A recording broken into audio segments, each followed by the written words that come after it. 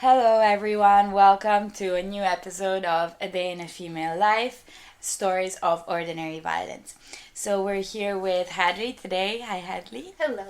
And so, for who's listening to this podcast for the first time, it's a podcast in which I talk to female presenting people who have gone through experiences of harassment and sexual harassment in public spaces or in their lives, yeah. And so if you want to be on the show, please reach out. The email is femalelifepodcast@gmail.com, or you can follow me on Instagram, but you can find all the information in the description of this episode.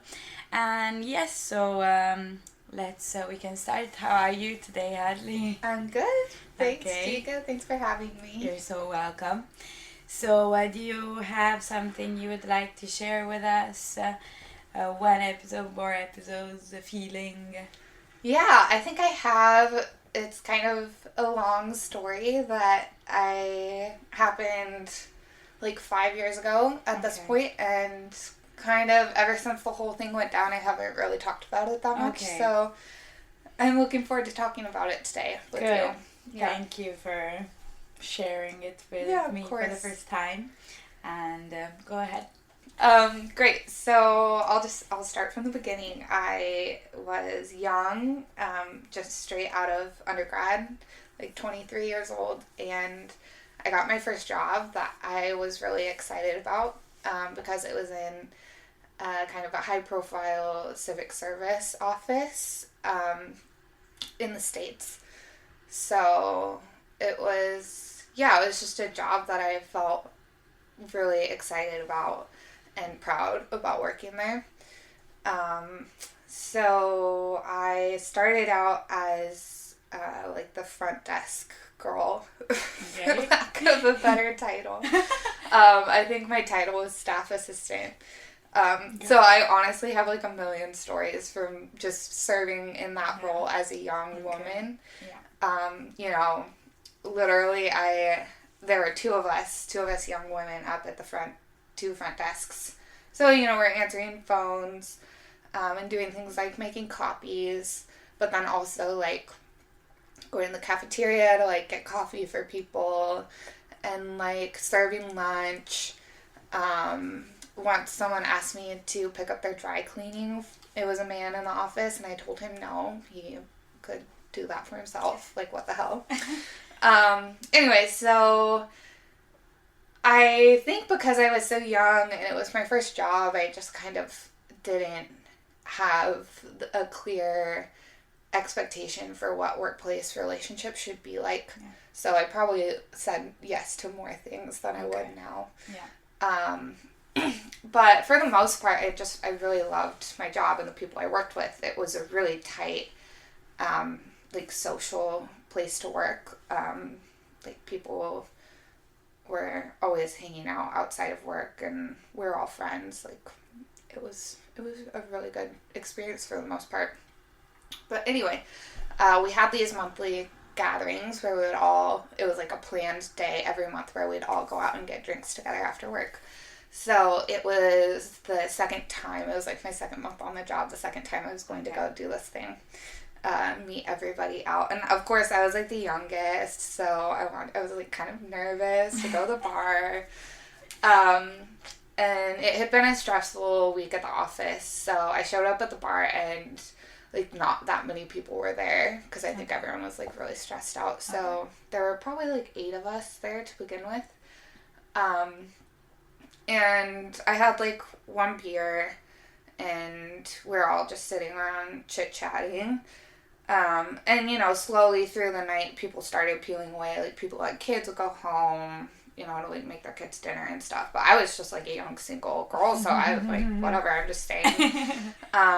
So I literally had 2 beers the whole night because I was driving. But by the end of the night, it was probably like 10 o'clock, and it was me and then a young guy who we were like friends, and then the only third person left was this man who was like probably in his mid-50s, and I hadn't interacted with him much at the office because we just, like, didn't work that closely together, but he had, like, always been kind of, like, jokey around at the office. Okay. With you? Yeah, and just kind of that was his vibe at the office. He was kind of like a jokester. So the three of us are there, and, like, I'm on this bench, and, like, the two guys are, like, on stools across from me, and then the young guy ended up, like, leaving, and so I was, like, had a little beer left, and I'm like, okay, I'm just gonna finish this up and leave. The night's over. But as soon as the young guy left, the other guy, like, came around and sat on the bench by me and, like, slipped his, like, arm, like, around my waist. Yeah. You know, just, and it was, like, so weird, because we were just, like, sitting on this bench, and he's, like, an old dude, and he puts his arm around my waist as soon as we're alone together. But I just kind of, like, was young and, like, finished my drink, paid, and, like, went home. And then I felt just, like, gross and weird. But I didn't tell anyone about it because I was like, oh, that wasn't a big deal. Like, he was just trying to be nice. You know, those things that we say to ourselves to, like, justify things that happen. And I was young, so I was like, oh, maybe this is, like, normal. Like, maybe everyone's friends and we just touch each other. Yeah. So dumb. But, yeah, so anyway, then I would, like, always be uncomfortable when I would see him at work, and he would, like, make, like, it was, like, it was, like, anyway, one day at work I was wearing this, like, do you remember those, like, shirt dresses that are, like, buttoned up the front? Yeah. It looks like a man's shirt, but it's, like, a dress. It's, like, cute. Totally. Yeah.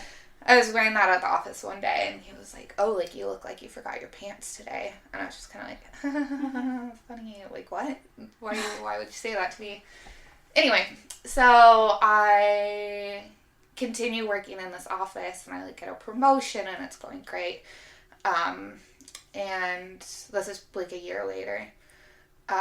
So I'm in a higher position in the office, and just generally I know what I'm doing more. And he was always not someone that I liked working with. And one random day, he just, like, was kind of just being kind of a dick.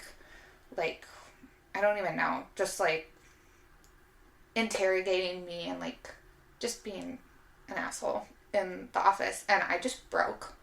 Like, it was, like, the needle or the straw on the camel's back or whatever. It was just, like, too much all of a sudden because I'd been kind of building up, and I just, like, started crying. And I was shaking. I was so mad.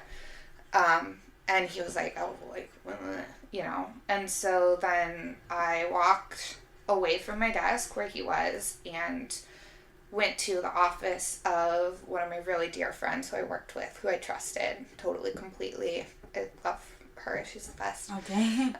So grateful to have someone like that to work with, you know. So I went to her office and sat down, and I was, like, crying and shaking, and she's like, what happened? Are you okay? And I was like, oh, he was just, like, we had always complained about him together. You know how you do. So she was like, what did he say? And I told her, and she was just like, okay, like, what do you know, like, because it was kind of seemed like a small thing. She's like, why, you know, you're so upset. Like, is there anything else that happened? Basically. And so this whole story about the night at the bar came flooding out, and I had never told anyone about it, so I was just sobbing. And I remember I kept saying, I know it doesn't seem like a big deal, but this is what happened, and I know it's not that bad, but here's what he did. And I just had this feeling that I was overreacting and that I was too upset for how small of a thing it was. Like, oh, he just touched my waist. It's not that big of a deal. And this happened to be kind of right when the flood of allegations against Harvey Weinstein were coming out. So I think that made me understand that experience in a new way. And recognize that if someone else's behavior made me feel uncomfortable, that that's their fault, and I have the right to call them out on it, and I don't need to keep it to myself. Absolutely.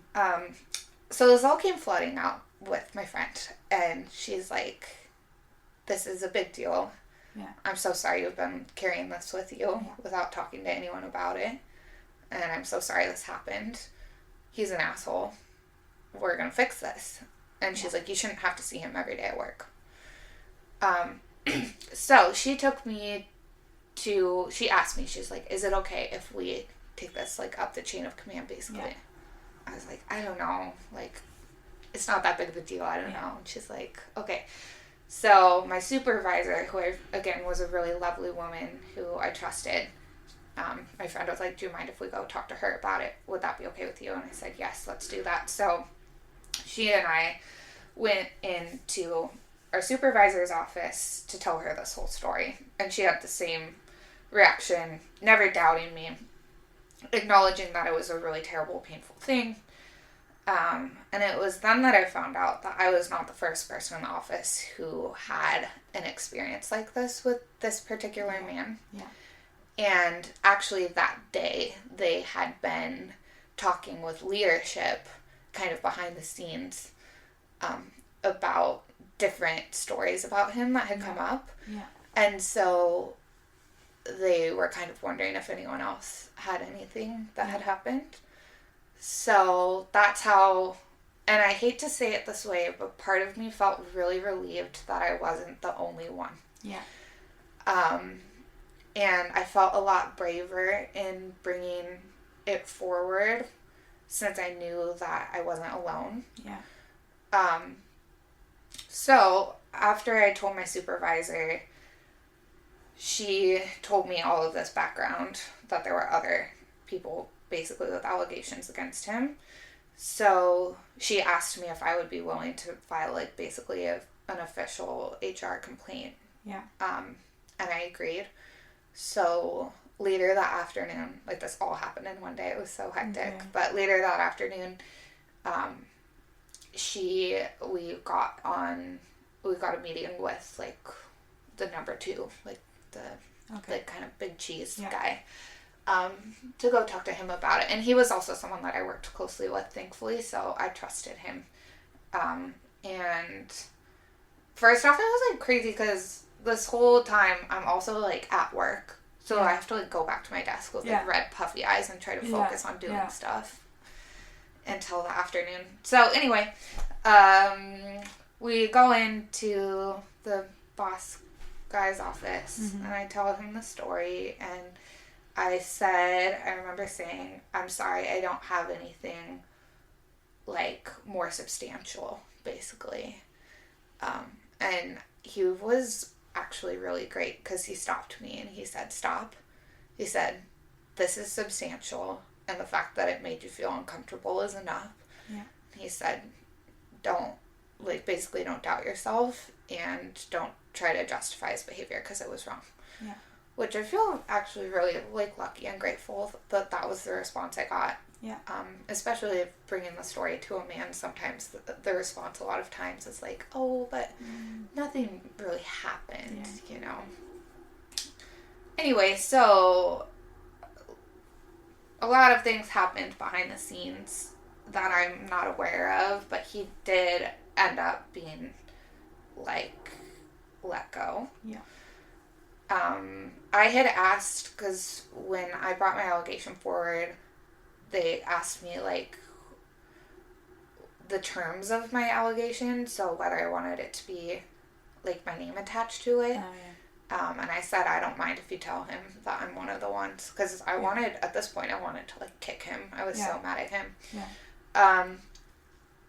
And then I had asked that they tell him that there were young women in the office who he had violated. Yeah. And they told me that they couldn't promise that they would tell him that was one of the reasons he was being fired, basically. Which I never really understood. So anyway, I was really glad then, because he was basically out of my life, and I didn't have to see him anymore, and I was really glad. Yeah. he was still kind of ran in the same circles, so I'd run into him sometimes, but I would Oh. just, like, leave. But just a few short months later, he